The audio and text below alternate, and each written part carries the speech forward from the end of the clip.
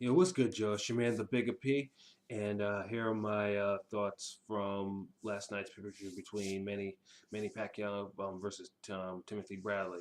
Now, usually I like to do these videos after, almost immediately after the pay-per-view, um, and but two things. Number one, the pay-per-view ran a little longer than I expected it to run because the undercard they were all 12 round fights, and neither of them were finished within the distance, which is surprising. At least usually one of them should have been finished in the distance, particularly the third and final undercard fight. But that's I'll get to that in a minute. But yeah, because by the time that Pacquiao Bradley started, I think it was like 12:30 Eastern time or whatever, and that went the distance too.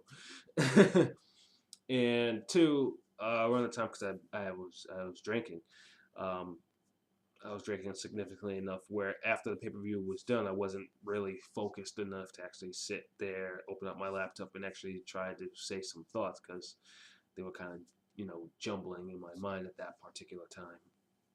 That around that time, so yeah, here I am. So the first fight that started off was Felix versus Vasquez. Now, this fight, and I thought this fight was a wonderful opener. It was a great opener. It was a competitive opener. The one thing about this fight, because I know this was Felix's probably it was his first step up um, against someone like Vasquez who was pretty experienced. Now, the one thing about this fight, because Felix had the reach and the height advantage, and just by those two attributes alone, I would have expected him to actually use it to his advantage and to actually box him to an easier enough win. But it didn't go down like that. Vasquez repeatedly found his way inside. And another thing too that Vasquez was doing because he was switching his stances a whole lot. Um, and I don't think Felix, because obviously Felix never seen any type of probably never seen anyone switch his stances like that, and I think that's probably the reason why Vasquez was able to do that and actually able to get in. But Felix started also commanding some other things that I didn't like. Like for instance, he was on the ropes and not using any head movement. He was literally sitting on the ropes and letting Vasquez just blast away. Um, as the fight progressed, I know there were a couple headbutts in there. One particular, I thought the second headbutt was probably I thought it was going to end the fight because Felix got started getting lumped up, and on top of that, he also got the point taken away for lifting his knee into Vasquez.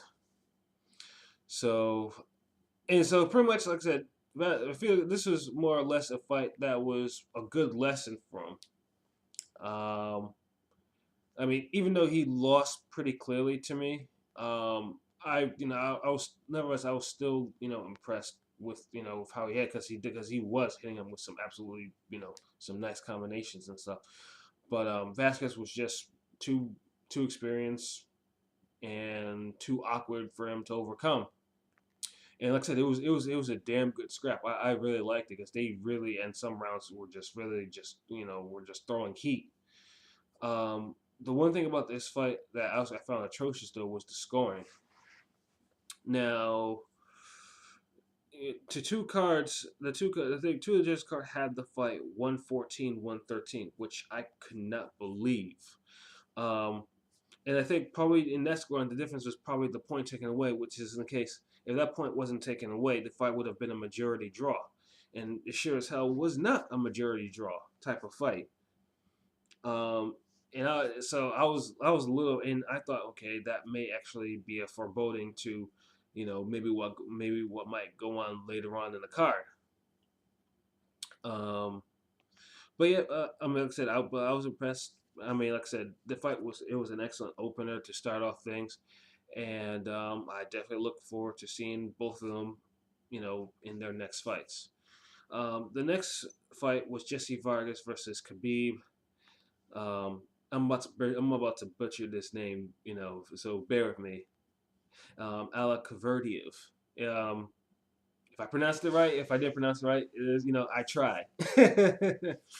um, Jesse Vargas has always been. Jesse Vargas is, I mean, you've pretty much seen him on a lot of these pay per views and a lot of these HBO cards over the years.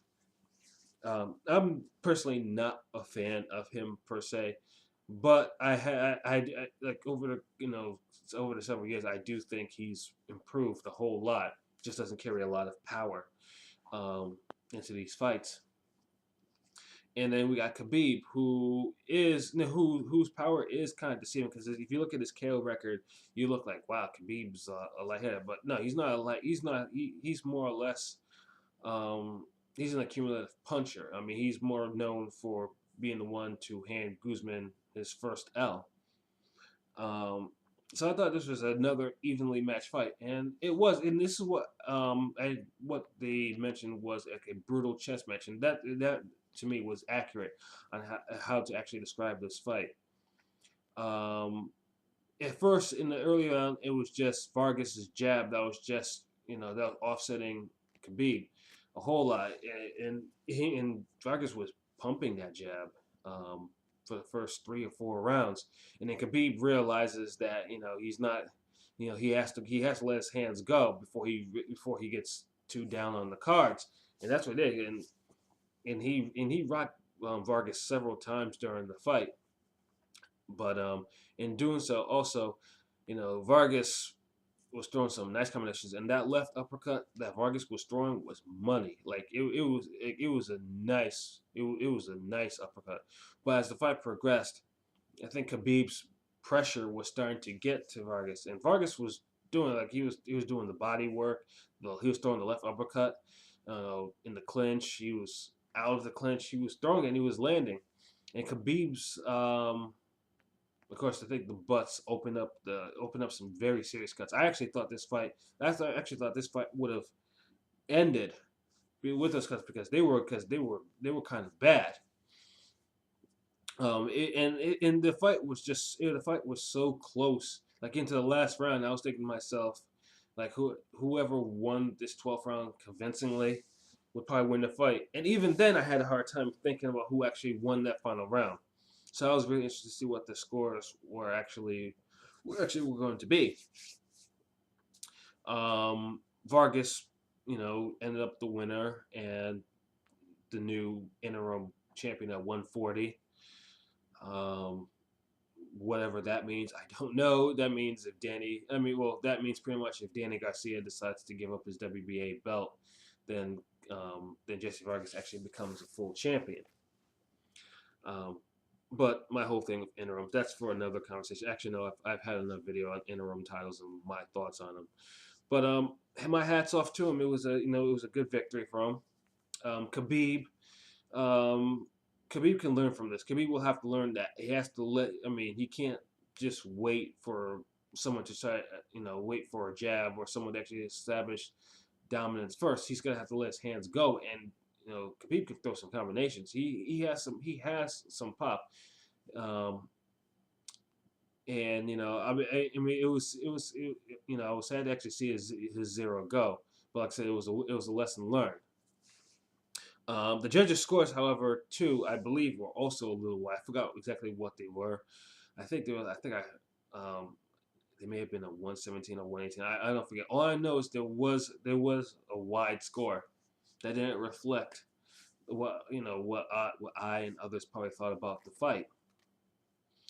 But in this case, this was another where I wouldn't say the right fighter won, but I have no problem with Vargas winning. Just like in the first fight, Vasquez won. I thought he won, and he actually did. But the scoring, again, the scoring for was in display. Was on display. The poor scoring. So I guess it is what it is. Like I said, he won. Vargas won the fight, and that's it. That's that, I guess. The third fight was Ray Beltran versus Urash. Was it? I hope Arash Usmani or something like that. I always forget his name.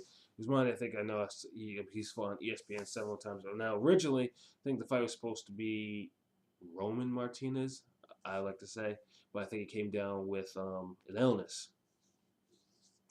So that fight would have been a lot better to watch per se. I thought that would have been a more high, high level fight. Um, this fight I think was the first dud of the night, so to speak, because it wasn't really exciting. It was more or less Beltran just imposing himself on Usmani, for pretty much the 11th round, for the 11 rounds. And Usmani showed quite a hell of a chin though from Shamansatsu Tuck. However, in the 12th round, Usmani finally realized that he was in the fight and actually connected with several right hands to actually shoot Beltran. And I'm like, where the hell was this? Like, I mean, I know Usmani has like 10 knockouts, but you could have. I mean, the right hands were. I mean, these were sharp right hands, and they clearly bothered Beltran. I'm like, he could have thrown these a lot earlier in the fight, rather than getting outworked.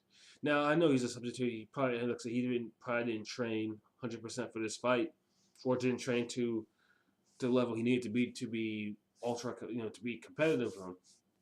But I do give him props for actually going the distance and hanging in there. And Beltran, of course, won the easy decision. I mean, there was nothing in the scores. I mean, it was a it was a very clear fight who won. And I hope Beltran. I know they're trying to. I mean, I would love to see Beltran get a shot at the lightweight title again. Of course, in TX, since the TR and Golden Boy are fighting, so the available belts would be Miguel Vasquez, Terrence Crawford. Yeah, Vasquez and Terrence Crawford, I believe, because Figueroa is on Golden Boy. And and a Brill too. Brill's also at HBO. So yeah, so pretty much I'd love to see him get a shot at least three, at one of those three champions, because it's possible, because he definitely deserved a fight after getting jobbed by Burns in England. Um, so yeah, like I said, the fight wasn't overly exciting, but it was a decent, it was a decent affair. I can't knock it. Now it brings us to our main event, Manny Pacquiao versus Timothy Bradley. Now there were a lot of questions in there. I made the video, give or take about 3.5 years ago, on my thoughts on the first fight, and I thought for sure. I mean, it was clear to me that Pacquiao won that fight like an 11-1 set. I'm talking about like 119, 109 type of deal. That's what it was for me. And as I mean, it was. I mean, I know there's other people thought the same as me too, and also from reading the comments too. I got all the stuff from, oh, I'm a Pactard, or I'm right, so to speak. Comments of that nature. So it was a fight that really divided a lot of people on it. Um, like I noticed that a lot of people. I mean, there are a lot of people who like say, "Oh, you can't fight," 1 minute of the round and not do anything else. And they were using that argument too. People were saying, "Oh, you gotta watch the fight without any volume." That's how you can see where Timothy won his fight. You can see where Tim won his fight. Oh no, you gotta mute out Jim Lampley and just make sure that his opinions doesn't sway what you're doing. Oh, there was a whole bunch of stuff around this fight, and because of that fight, there was a different. Each one took a different career trajectory. Manny goes on to face Marquez in a Fight of the Year candidate, which unfortunately where he got slumped, where he got KO'd in a classic slugfest. Timmy goes on to fight Ruslan Provodnikov in last year's Fight of the Year, which no one predicted what happened in that fight. Timmy pretty much gets beat half to death and survives, the fight, which of course which resurrected his appeal, so to speak, on that watching the fight. And of course later on he would go on to face Juan Manuel Marquez and win it pretty much a clear decision. And then Pacquiao pretty much shuts out Rios in brutal fashion over 12 rounds. So here we are with this fight. I would say this, up to about the 5th or the 6th round, I had the fight as pretty much even. But I do recognize that Bradley was boxing the man. He was boxing. He was doing his body work. He was going in and out. The movement was good. Um, in the fourth, I think it was the fourth round. I think he managed to actually catch Pacquiao with an overhand right, which is I mean Bradley's punching mechanics have never been the best to me. I've I've raved about it over and over again. I've raved and ranted about it. But the one punch he does throw effectively is an overhand right, and I think that I believe it was in the fourth round that he caught him with it, and it froze, Manny temporarily. So I was thinking to myself, okay, this fight is gonna get interesting as the middle rounds go. As the middle rounds, as we got to the middle rounds. But something happened.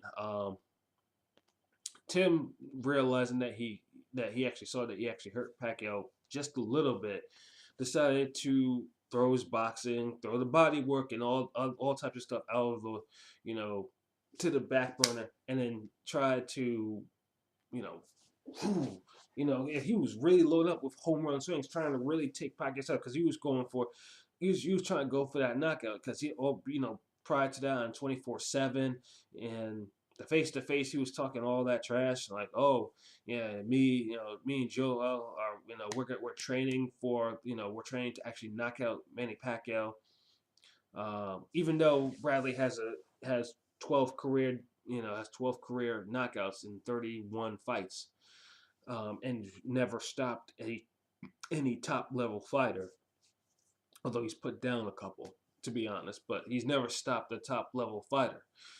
So doing that, he I don't know what it was, and he was doing all this, doing this, and then he was doing that, and you can't throw those big punches like that and miss, and he was missing a lot of them, and he gassed himself out, which is also surprising too. I mean, Bradley's there's one thing about Bradley I always thought was good about him was his conditioning, but obviously his conditioning is the same because he got gassed, and then when he got gassed, he decided that he was going to be the second coming of Sweet Pea, posturing and with his hands down, doing all this, goading him in, and in one occasion that Manny actually managed to catch him, which froze him, and then Manny decided to lit him up with a 10 punch combination. And I think this is where the fight. And now Bradley could have readjusted and went back to boxing, but he just didn't seem to want to do that. He just wanted to swing. He just wanted to swing punches. Like he was determined. Like he'd posture and then swing, and then Manny, being what he is, was zeroing and was coming in, was closing in, and absolutely lining him up. And as we got to the later rounds, you could see, Bradley's face was swollen. He was getting a little emotional in his corner. And I don't think no one in Bradley's corner was actually telling him the right things to do, which was to just go back and box, go back to the body, go back to the movement, the stuff that he was doing in the early rounds, and he was not doing it. And I think also too because he did look like he sustained an injury. Now this injury too, like I said, because of Pacquiao's angles and stuff, this is where I think, and this is what happened in the first fight, where he messed up both his feet, and this was the same issue again. I guess he mentioned that, he suffered a calf injury or something like that, and it's not because of, I mean, it's what I mean, because just basically because his footwork was was poor. That is the reason why he injured himself again in that fight. And it's hard because it's hard to be sympathetic to him because like I said, because it was Pacquiao's footwork that was throwing him off, and his coordination was not where it needed to be, and that's why he keeps on injuring his foot, his legs, or whatever. And like I said, what was a close fight in the early rounds? It was wide. It was so wide. There was no chance of a robbery happening. Um, in that fight. And of course, they showed the clips of Pacquiao's mother in there. She kind of scared me for a little bit with what she was doing there, holding up the rosary, the beads, and the cross, and pointing and gesturing and all types of stuff. Yeah, she was kind of unnerving. Like if I was there, I was sitting next to her, I'd just be like giving her a side eye, like, it was that was kind of, I always thought that was kind of crazy, like, she was trying to put a hex on him. Well, I mean, I guess the hex did work. So yeah, so in even then, when they said, when Muck Buffer started announcing the scores, and I was just sitting I was sitting on my couch like I am right now, and I'm thinking to myself, oh my God, please, I don't want to hear no bullshit, no fuckery. Just say what it was. There was one score. The final score I think was like a 118, 112, or no. It's like 118. Was it 118 1, no, 118 110 or something like that. That I thought was, I thought that was wide, because um it wasn't that wide. I mean, I would say I don't know, maybe two more rounds to it. Um More to, to Brad, I mean, to what Bradley won. But it was clear that Manny Pacquiao won the fight, and now he's once again the WBO welterweight champion of the world. I feel for Tim in a way. I'm not a fan of Tim Bradley. I've never really been a fan of Tim Bradley. I don't. I mean, for various reasons. Um, but one thing I do is he tries so hard to win, even with some of not being blessed with a lot of physical talents of most boxers. And he's accomplished a lot in the sport because of it. And so you have to. I mean, you feel sorry. I mean, but on the other hand, it's like, he clapped it. He knew he lost the fight, and it was. But I just wish he wouldn't use the injury angle, because it wasn't like, it was injury that he done to himself. It wasn't done off a foul or anything like that. That would actually draw some sort of sympathetic reaction from me. He could have not said it, just said, Manny beat me, and and that was that. Um, So where do we go from there for those two? Now, unfortunately, with the situation with Golden Boy and Top Rank, we've been getting, it's really thrown a wrench in fights, not just at 147, but in other divisions like 140 or 150. Not really 150. Well, maybe 150, 160, 168, 175. The flyweights, super bantams. It goes on and on. You know, in terms of where this war is affecting top fighters. Because I know Arum had let loose his plans for it. It's like Pac now will face the winner of Marquez and Mike Alvarado, and Bradley will face the loser. I mean, enough is enough with all this round robin nonsense. Um, this is the type of matchmaking that's hurting boxing. Um, because no, like, I'm tired of seeing every single a combination of fighter. Pac Alvarado would be, doesn't have a whole lot of appeal to me. Although I like both fighters, it doesn't have a lot. It's not the best fight that can be made. Um, I don't want to see. Or God forbid, Pac versus Marquez #5. I was wrong about the four. The third and the fourth. That was. I didn't want to see the fourth fight either, and it turned out to be a classic. And I know right now I'm not interested in seeing a fifth fight, not in the least. Um, so, and then of course there's Bradley Marquez 2, or Bradley versus Alvarado. Bradley versus Alvarado is probably the only fight that actually piques my curiosity just a little bit, mostly because I don't know. Maybe it's just the actual style. Because Marquez, Alvarado will actually come in the fight, and Bradley will probably line up. So it'll be interesting to see their styles actually try to clash.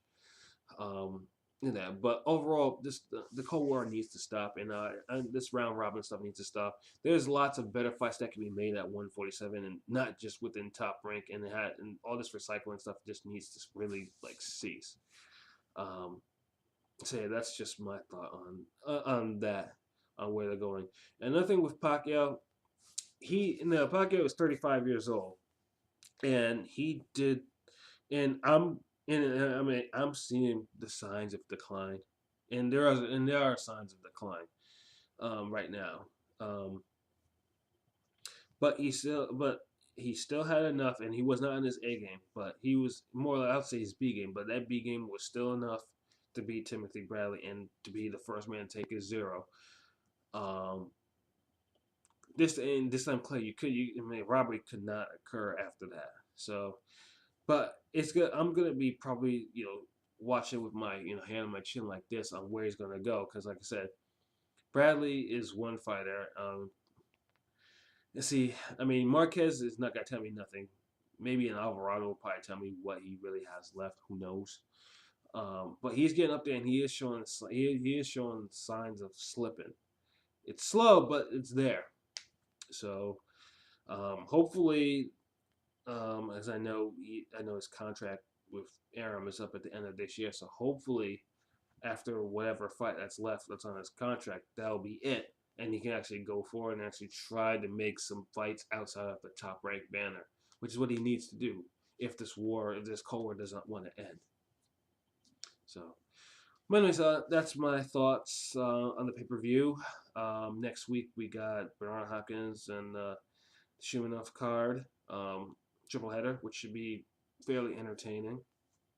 Overall, I was entertained by this pay per view. I paid for it, and like I said, it was nice to know that that there wasn't a complete struggle with any of these fights. One fight that was just dull, but it wasn't really a struggle, so to speak, to watch. So I'm happy with paying the 64 something bucks, 64.95. I actually paid for it. So yep. So until next week. All right. Peace.